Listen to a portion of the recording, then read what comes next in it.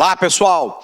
Na nossa aula de hoje, nós vamos discutir aí um dos assuntos mais polêmicos e mais difíceis no enfrentamento da criminalidade no nosso país, que tem lá uma participação mais relevante no estado do Rio de Janeiro, que é a presença da milícia.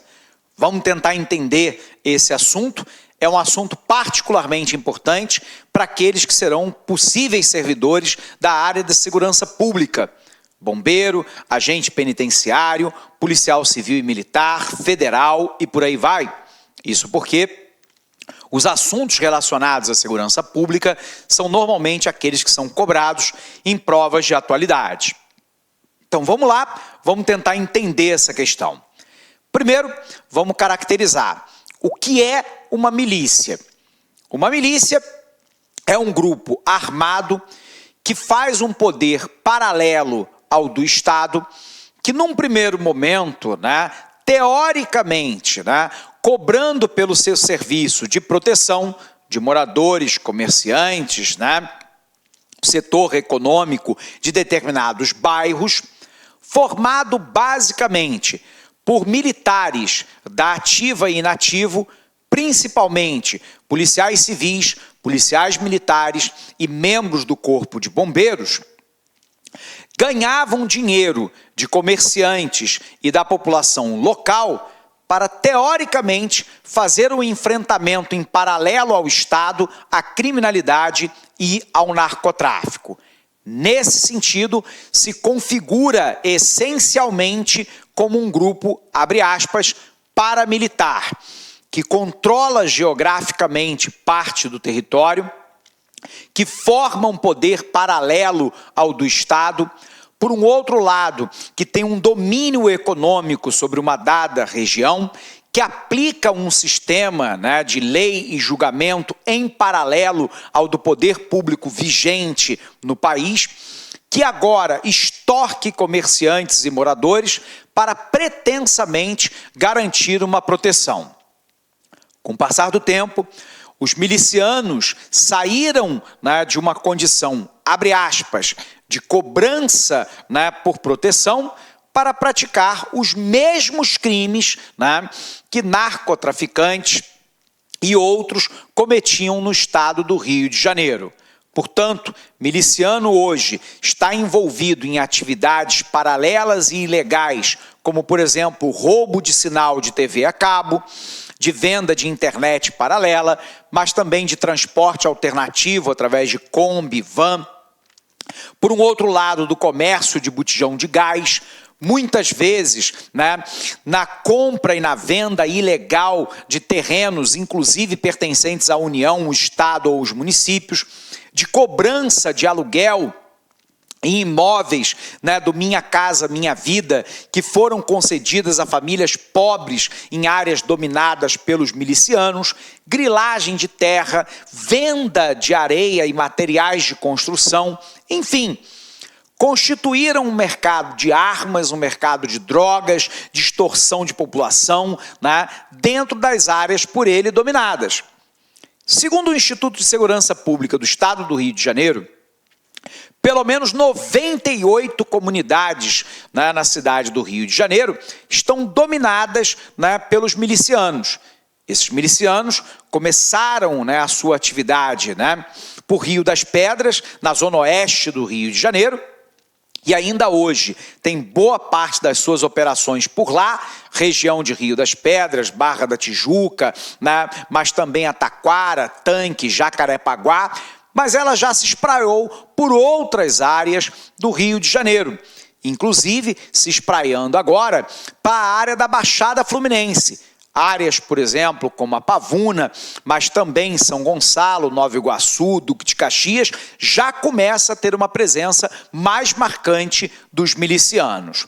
Bom, o ponto-chave é que, como os milicianos são muitas vezes formados por militares, policiais militares, civis e bombeiros da ativa, o combate é, talvez, numa certa medida, mais difícil até do que a própria marginalidade envolvida com narcotráfico, já que os milicianos têm um braço dentro do próprio Estado. E mais, tem um planejamento estratégico para aumentar a sua influência dentro do meio público através da eleição de políticos. Recentemente, nós tivemos o vereador pelo PHS do Rio de Janeiro, André Siciliano, que é investigado, né, no caso da morte, né, da vereadora Marielle Franco, do PSOL, né, porque teria ele, André Siciliano, até agora, no momento da gravação dessa aula, nós ainda não temos provas ainda disso, mas o André Siciliano, segundo denúncia, né, de um delator ex-miliciano, o André Siciliano arquitetou a morte da vereadora do PSOL. Porque a vereadora do PSOL estava lutando, né, por causas relacionadas à área social, na área de controle de milícia, e isso estava dificultando a atuação da própria milícia naquela localidade. Em virtude disso, segundo a denúncia desse ex-miliciano, André Siciliano encomendou a morte, né, da vereadora Marielle Franco. Repito, nós não temos provas ainda do momento de gravação dessa aula de que isso seja verdadeiro. Mas cada vez fica claro, né, no Rio de Janeiro, de que a atuação da morte da Marielle Franco foi claramente um ato operado por milicianos, seja por policiais da ativa ou inativos, mas por milicianos. O problema é que os milicianos, historicamente, eles foram considerados até como benéficos. No governo do então, né, prefeito César Maia, do Democratas do Rio de Janeiro, ele chegou durante o seu governo, no blog que ele mantinha, né, na internet, a exaltar o trabalho realizado pelos milicianos, porque teoricamente os milicianos estavam fazendo o enfrentamento da marginalidade e do narcotráfico. E embora fossem um poder paralelo ao Estado, era considerado, abre aspas, como um aliado do Estado no combate à criminalidade. O César Maia agora não vem a público defender esse tipo de posição. Porém, lá atrás ele o fez. E hoje, né, os milicianos são um verdadeiro poder paralelo ao Estado no Rio de Janeiro. Considerando que o Estado do Rio de Janeiro é um Estado completamente falido, o setor de segurança pública está sob intervenção federal e a cúpula do PMDB, que comanda o Estado do Rio de Janeiro nos últimos 12 anos, está na cadeia. O presidente da Alerj, Jorge Pisciani, estava preso do PMDB, está em prisão domiciliar. Nós temos o ex-governador do Estado, Sérgio Cabral, preso. Eduardo Cunha, deputado federal pelo PMDB do Rio de Janeiro, preso. Nós temos 2 deputados, né, estaduais ligados, né, ao PMDB, que são do PMDB, presos, que é o Paulo Melo, um deles. Portanto, o Estado do Rio de Janeiro vive o caos sob o ponto de vista político, sob o ponto de vista da administração da coisa pública e da segurança. O ponto-chave é que os milicianos perceberam essa fragilidade do Estado e expandiram a sua atuação para um número cada vez maior de bairros. E agora já começa a chegar, né, na área da Baixada Fluminense, se infiltrando agora em algumas cidades do interior.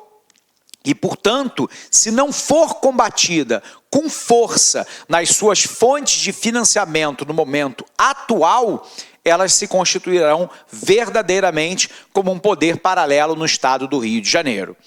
Numa das últimas operações da Secretaria de Segurança Pública, que agora está sob controle, né, do Comando Militar do Leste, né, com a intervenção federal, foram apreendidas 108 vans de transporte clandestino na zona oeste, né, da cidade do Rio de Janeiro. Segundo o secretário de Segurança Pública, o general Richard Nunes, as vans representavam 60% da renda dos milicianos. A minha pergunta-chave é a seguinte: a Secretaria de Segurança Pública no Rio de Janeiro não sabia disso nos anos que antecederam a intervenção? Foi uma novidade? Foi algo descoberto por acaso pelo Grupo de Intervenção Militar no Rio de Janeiro? Ou há incompetência da Secretaria de Segurança Pública na verificação e combate aos milicianos, ou há um conluio, ou há omissão. Provavelmente um pouco de tudo, né? Um pouco de incompetência, um pouco de conluio e um pouco de omissão, como se a milícia fosse um problema menor na cidade do Rio de Janeiro. Com o caso Marielle Franco, a milícia ganha destaque, não é, né, um problema menor. Vamos conferir? Vem para cá. As milícias, assim como as facções, impõem um poder paralelo com o uso da violência no Rio de Janeiro. O Estado se encontra sob intervenção federal na área de segurança. As milícias têm entre seus quadros membros das forças de segurança do próprio Estado, policiais civis e militares, né, bombeiros militares, que abrem os canais de influência sobre o próprio Estado. A dificuldade é saber, dentro da própria estrutura da polícia e do bombeiro militar, quem é miliciano ou não. E, portanto, muito vazamento de informação do Instituto de Segurança Pública, da Secretaria de Segurança Pública, com certeza ocorre em direção aos milicianos. Em um trabalho intitulado Favela sobre o controle das milícias no Rio de Janeiro, as pesquisadoras Alba Zaluar e Isabel Siqueira Conceição afirmam que as milícias têm semelhanças com os grupos de extermínio que também eram formados por policiais desde os anos de 1960 no Estado, mas se diferenciam destes porque exercem um controle militar mais profundo sobre a comunidade pobre que dominam.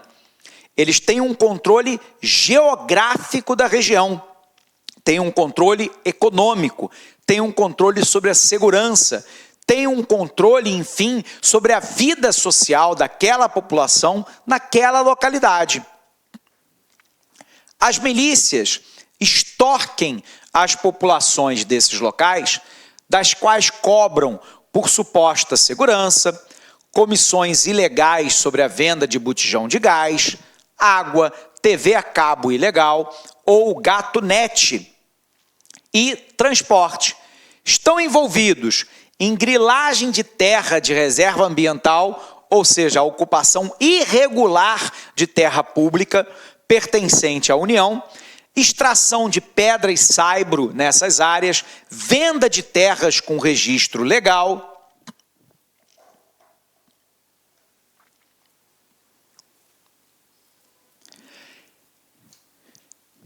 Voltando aqui. Venda de material de construção e construção de imóveis, as milícias também atuam em casos de furto de petróleo cru que passa pelas tubulações da Petrobras após a extração na costa do Rio de Janeiro e na comercialização de mercadorias ilegais, inclusive em camelódromos dominados parcialmente por milicianos. A Prefeitura do Rio de Janeiro, recentemente, embargou uma série de boxes, né, num camelódromo, numa área central da cidade do Rio de Janeiro, próximo à Avenida Presidente Vargas, sobre uma suspeita muito clara. Primeiro, o camelódromo foi ampliado com a criação de lojas, da qual eram cobrados aluguéis e eram extorquidos os comerciantes autorizados a funcionar no camelódromo, provavelmente por milicianos que se instalaram no centro da cidade do Rio de Janeiro. Por outro lado, em 2008, a CPI das milícias da Assembleia Legislativa do Estado do Rio de Janeiro indiciou 226 pessoas por envolvimento nesses grupos, entre elas deputados estaduais e também vereadores. As características da milícia, então, podem ser resumidas em 5 traços gerais. Primeiro, o domínio territorial e populacional nessas áreas por parte de grupos armados irregulares, coação em alguma medida contra os moradores e os comerciantes. Motivação de lucro individual, como elemento central para além das justificativas retóricas oferecidas. Então os caras fazem uma justificativa de combater o narcotráfico, a criminalidade, o roubo à mão armada, né, o furto, mas na verdade é apenas uma retórica para extorquir comerciantes e a população local em torno de benefício individual. Discurso de legitimação relativo à libertação do tráfico e à instauração de uma ordem protetora paralela ao Estado. A justificativa é: como o Estado e o seu sistema de segurança é falido, nós damos proteção a essa comunidade e temos que receber por isso. Na verdade, o objetivo é extorquir, né, a população local. Diferentemente do tráfico, por exemplo, que se impõe simplesmente pela violência, as milícias pretendiam se apresentar como uma alternativa positiva.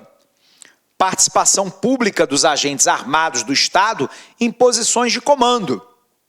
Recentemente, o vereador André Siciliano foi flagrado numa escuta da polícia conversando com um miliciano. E o miliciano pede ao vereador André Siciliano, né, do PHS, vamos lembrar que o partido dele ainda não se manifestou sobre a denúncia, né? O partido dele finge que isso não existe, onde o miliciano pede que o vereador interceda junto ao 31º Batalhão de Polícia Militar para fazer lá blitz contínua na área de domínio da milícia, para auxiliar os milicianos a tentar prender aqueles que foram assassinos de um parceiro da milícia. Olha que interessante, você tem um miliciano telefonando para um vereador, pedindo a ele o apoio de um batalhão da Polícia Militar para fazer blitz numa área de controle da milícia, para poder conseguir deter aqueles que foram assassinos de um comparsa seu. Sabe qual é o mais chocante? É que o vereador disse que vai botar a blitz lá. O narcotráfico coincide, portanto, plenamente nos 3 primeiros elementos e se diferencia das milícias basicamente, né, por 3 motivos. Não pretende legitimar, pela instauração de uma ordem protetora, muito embora ele também exerça uma função normativa de estabelecer controle, regra, punição na sua área de controle. Diferentemente da milícia, o narcotráfico interioriza o seu papel como socialmente desviado e como questionável no terreno moral. A participação dos agentes públicos no tráfico é secundária, relativamente sigilosa, enquanto que a identidade das milícias está construída em torno do pertencimento dos seus membros às corporações de segurança pública, né? E aí, o espalhamento geográfico. Segundo a Secretaria de Segurança Pública, né, nós temos bairros inteiros da cidade do Rio de Janeiro dominados por milicianos. É o caso de Santa Cruz e de Campo Grande, na Zona Oeste, bem como Bangu, Jacarepaguá e Barra da Tijuca, Madureira, mas aí indo para a Zona Sul, né, Ipanema, Copacabana, Botafogo e Centro. Na Zona Norte, o Meier, e agora se espalhando para a região metropolitana de Duque de Caxias. E aqui o mapa da expansão, né? O berço das milícias, em tese, foi o ano de 1979, portanto ainda dentro do regime militar, quando comerciantes da favela de Rio das Pedras pagavam policiais para que a área não fosse tomada por criminosos. Entre 2005 e 2007, as milícias dominavam as favelas e bairros da Zona Oeste do Rio, de Jacarepaguá e Santa Cruz.